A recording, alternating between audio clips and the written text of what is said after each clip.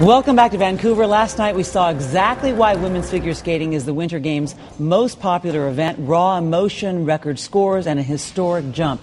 And that was only in the short program. We've got today's special correspondent, Kristi Yamaguchi, who won gold in 1992, and Scott Hamilton, who did it in 1984, joining us this morning. Good morning to both of you. I called her Olympic gold performance. That was my first Olympics as a broadcaster, so that was very exciting. And you called the event last night, and you were also in the Coliseum. In fact, you were blogging last night.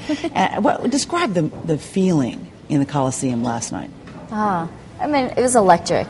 It was, I think, everyone is ready for it to finally get underway, the ladies' event, and anticipation to see the top contenders, how they would hold up under the pressure. And wow, Yuna Kim from South Korea did not disappoint from that first move. That look, yeah, that look. As soon as her music started, it was like, wow, okay, let's sit back. She was under immense pressure, and she didn't disappoint, and she scored, a 78.50. It's a world record in the short program. Scott, just how impressive is she? As great as it is on TV, you've got to see it live to really, truly understand how special she is. She flies across the ice. There is absolutely no hesitation when she goes into these jumps, and they cover so much ice. When you look at her compared to like a Mao Asada, Mao's brilliant, but much slower, much smaller, and doesn't have that same kind of up into the third level impact that Yuna has. And Yuna did everything she does in skating, everything is perfect. And it's kind of,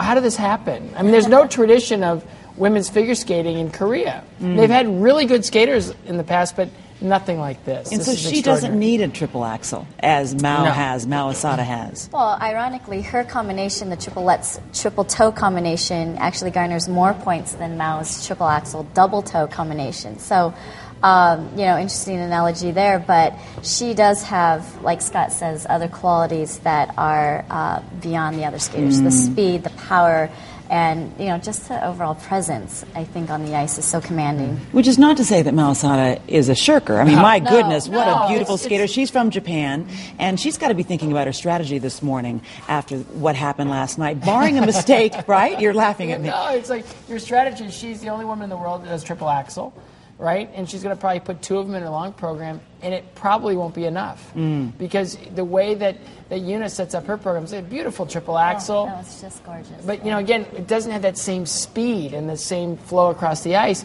It's amazing skating, but when you put them side by side and you compare them, Mao's got to be thinking, there's nothing I can do. I just gave her everything I had in the short program. She skated right after me, directly after me. She heard my scores. She knew they were great, and she threw it down and beat me by 4.5 points. Not fair. No, that's not right. And they're both so good, and they've had such a long rivalry. But when it's back to back like that, it's really obvious, especially when you're in the building. We've got to get to the Americans because we've got two Americans.